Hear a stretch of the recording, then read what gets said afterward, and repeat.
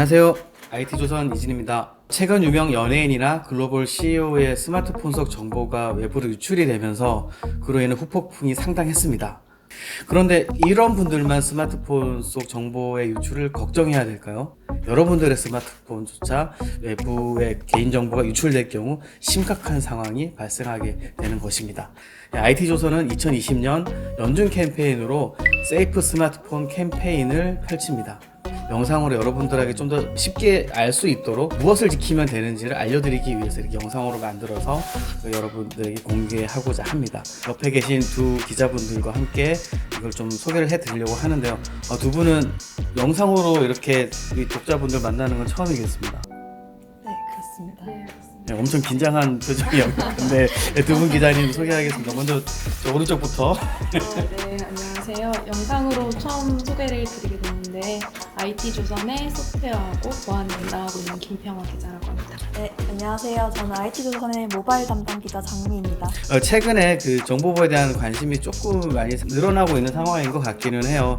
제가 뉴스를 보다 보니까 저희도 뭐 취재는 했었지만 스마트폰만 전문으로 해킹하는 스마트폰 흥신소 이런 게 또 생겼어요. 그 두 분 돌아가면서 저희의 10대 수칙을 좀 소개를 했으면 좋겠거든요.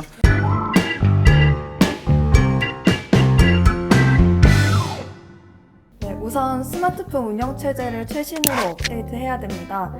스마트폰 제조사들은 제품 기능 향상과 보안 취약점을 개선하기 위해서 운영체제를 수시로 업데이트를 하는데요. 이처럼 이런 운영체제를 최신 버전으로 유지하는 것만으로도 여러 해킹 피해를 막을 수 있습니다. 그쵸. 요즘 이제 스마트폰의 취약점이 물론 보안이 완벽할 수가 없기 때문에 조금씩 발견이 그렇죠. 되는데 예. 이제 해커들이 그거를 계속 뚫는 만큼 제조사 측에서도 그걸 막기 위한 업데이트를 계속 진행을 한다고 합니다. 제조사도 참 골치 아프겠습니다. 계속 해야 되니까. 네, 그리고 두 번째로는 스마트폰 이중 인증이 있습니다. 이중 인증이란 그 로그인을 할 때 비밀번호 외에도 문자 등으로 받은 인증 코드를 추가로 입력하는 방식인데요. 보통 본인 인증할 때 문자로 많이 일정한 번호를 많이 받잖아요. 그렇죠. 그런 식으로 그냥 단순히 비밀번호로만 로그인을 하는 게 아니라 그런 다른 인증을 해서 보안을 좀 더 강화하는 방식입니다. 그렇죠. 내가 스마트폰을 지금 들고 있고 또 문자 입력은 인증은 또 주민등록번호, 이동통신사가 어딘지 이런 정보를 다 알아야 또 인증 번호를 보내주는 거잖아요. 네, 그래서 이런 클라우드나 금융앱, 메신저처럼 좀 중요한 네. 정보가 담긴 곳에 로그인을 할 때는 이런 이중인증을 필수적으로 사용하는 게 좋다고 생각합니다. 이제 훨씬 안전하겠네요. 그리고 세 번째로 비밀번호를 다양하게 사용을 해야 합니다. 보통 많은 분들이 이제 여러 계정에서 동일한 비밀번호를 많이 쓰고 계실 텐데요. 그럴 경우에 만약 비밀번호 하나가 유출됐을 경우 다른 계정까지 2차 피해가 발생할 수 있습니다. 그래서 그 사이트마다 자기만의 공식을 만들어서 좀 비슷하지만 다른 비밀번호를 사용하면 그런 피해를 줄일 수 있습니다. 그런데 우리가 이용하는 서비스가 너무 많아요.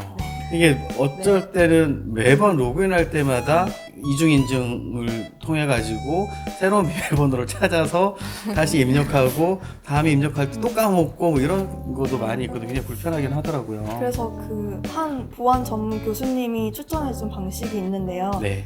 예를 들어 제가 비밀번호 1, 2, 3, 4를 사용을 한다고 하면 그 기존 1, 2, 3, 4는 그대로 유지를 하되 예를 들어 포털 사이트 네이버 경우에는 네이버가 N으로 시작하니까 뒤에 1, 2, 3, 4 N으로 쓴다는 식으로 이런 식으로 하면 조금 더 쉽게 사용을 할 수 있다. 국기상 아니에요? 네. 이거는 너무 쉬운 방법인데 네. 이런 식으로 뭔가 자신만의 그런 규칙을 만들면 조금 더 쉽게 쓸 수 있죠. 그럼요. N을 소문자로 쓸지 대문자로 쓸지 아니면 뒤에 A를 하나 더 붙여가지고 그렇죠. 대문자 소문자를 할지 이건 아무도 할 수 없거든요. 첫 글자인 N을 딸 수도 있고 그렇죠. 네이버 마지막 글자인 R을 붙일 수도 있고요. 굉장히 좋은 방법인 것 같은데요. 저도 계속 잊어먹기 때문에 방법을 찾아야 되는데 고맙습니다. 다음으로 네 번째부터는 우리 김 기자가 좀 소개를 해주시겠어요? 저 네 번째로는 보통 흔히들 가장 많이 접하시는 유형일 것 같아요. 네. 출처가 불분명한 문자라든지 그 문자 안에 인터넷 주소, URL 링크라고 하죠. 그런 링크를 보내서 접속을 하도록 유도를 하는 거죠. 저도 진짜 많이 받아요. 예, 저도 하루에 몇 번씩 받는 경우가 네. 있을 것 같아요.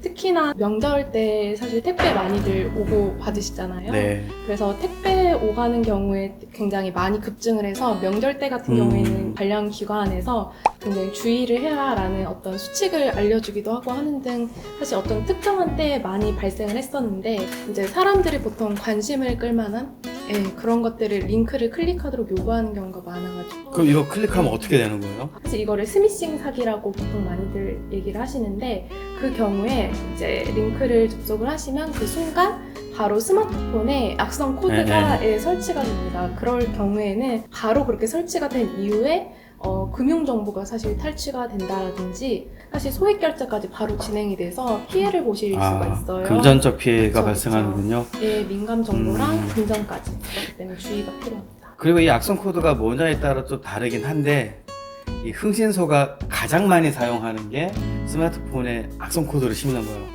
그래서 이 사람이 전화통화 내역이라든지 뭐 사진 찍는 거 이런 거 다 이렇게 한꺼번에 털어가더라고요. 바로 활성화시키는 것도 아니고 원할 때 그냥 접속해가지고 털어가니까 그냥 나는 가만히 있다가 단지 택배 왔다고 해서 클릭했는데 알고 보면 내 정보를 택배로 보내주고 있네요. 이 말도 안 되는 상황이 벌어지는 건데. 맞습니다. 그 URL 있으면 절대 누르지 마세요. 네.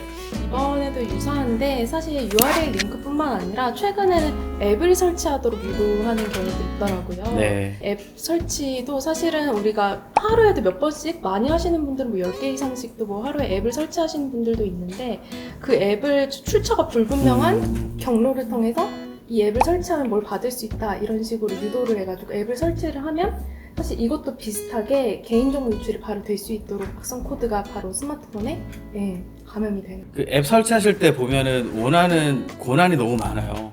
그쵸. 어디는 사진, 동영상 달라고 하는데 어디는 전화번호 그 리스트, 어디는 뭐 위치 정보, 근데 뭐 종합 패키지로 모든 걸 다 달라고 하는 앱들도 있더라고요. 그쵸. 그러니까 이게 설치하다 보면은 나도 모르게 무심결에 귀찮으니까 다음 누르는 습관 때문에 다 깔려가지고 그냥 원하면은 그 관리자가 마음껏 내 정보를 가져가는 뭐 이런 형태가 되는 거죠. 네, 그래서 그렇죠. 사실 스미싱이랑 최근에는 연기가 있던 게 3월 31일자에 이제 저희도 기사가 나갔긴 했는데 N번방 사건 관련해서 요새 이슈가 좀 많잖아요. 네네. 그래서 N번방 가해자 사람들의 어떤 신상 정보를 담았다라고 링크가 담긴 문자를 보냈는데 아 진짜 악질다. 그쵸. 그게 불법적으로 또 워낙 사회 이슈다 해킹하는. 보니까 그거를 링크를 만약에 클릭을 할 경우에는 앱 설치하도록 이번에는 화면이 나온대요. 근데 그 경우에도 앱을 설치하면 바로 이제 또 다양한 이제 경로로 이제 개인정보 다 유출이 되는. 잘못하면 제2, 제3의 N번방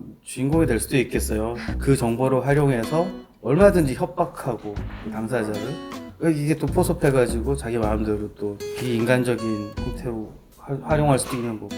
되게 조심해야겠네요. 그렇죠. 웬만하면 앱 같은 경우에는 저희 구글 플레이 스토어나 애플 앱 스토어 이렇게 공식 인증된 앱 마켓이라고 하죠. 네네. 네, 앱 스토어에서만 다운을 받으시면 그렇게 우려를 하시지 않아도 됩니다.